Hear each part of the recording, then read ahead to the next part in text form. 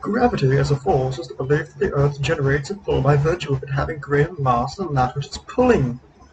No, that's false. It's fiction! According to the theory, gravity acts on all objects, regardless of their relative mass.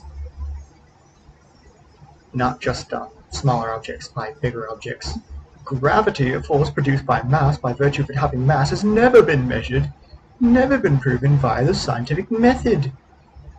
That's density. Things are lifted up and released and sink through air because they are more dense than the air surrounding them. That's not sufficient explanation. If falling objects were caused by density alone, then objects would fall up because the air is denser below than above. Hence, more object pressure below the object than above it, object moves up. Density is not a force. Things that are more dense than air sink through the air because they have been lifted up and released. Again, that's not a sufficient explanation. What do you mean by released? Show me one published peer-reviewed scientific study employing the scientific method which proves a mass produces a pull by virtue of it having mass. That's not what I'm arguing. I'm arguing that objects falling can't be explained by density. People who have been brainwashed to ignore the fact that things fall have been lifted up. The force involved is the lifting up. When they let go, they sink. They are not pulled. Why do they sink when let go? What causes them? Things don't fall on their own. They have to be lifted up one way or another.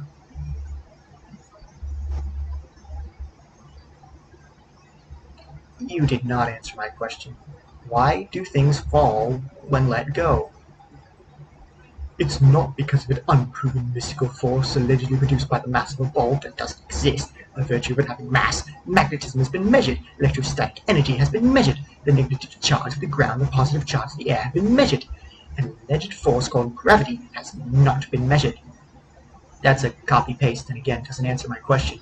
It's an attempted gravity debunk, not an explanation of why objects fall back to the ground.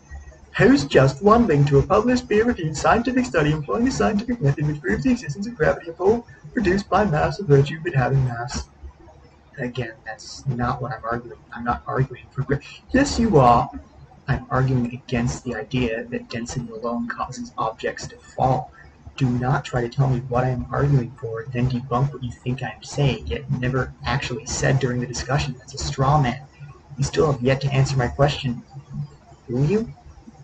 I'm making no claims as to why things through the air when they're more dense when lifted up and released. That's not an assumption that's observable. You're the one making a claim of a pull produced by mass of the ground. No, I never claimed that during this discussion. That's a straw man. You've been brainwashed to assume a pull. Calling me brainwashed isn't productive. It's true! You aren't answering my questions. You aren't even trying. There's no proof of what you're assuming. You are diverting the discussion. Nope. I asked you why objects fall back when thrown, and you said they have been lifted up and then released. Why do objects fall back down to the ground when released? You did not answer my question. Again, it's not because of unproven mystical force allegedly produced by the mass of a bulb that doesn't exist by virtue of it having mass. Again, that's not what I'm saying. Answer the question. Things that are lifted up and released sink through the air because they are more dense than the air surrounding them. Conversely, a helium balloon rises when let go because its volume is less dense than the air surrounding it. But why does greater density of the object cause it to fall? That isn't explained. You observe things sinking after being lifted up and released because they are denser than the environment that is surrounding them and continuing through water unless they are less dense than water. You don't observe a mystical pull magically generated by mass. But density doesn't make objects fall. Gravity is not a force. It's not a thing. It's an observation. When there's more density below an object than above, with other forces acting on the object is pushed up, not down.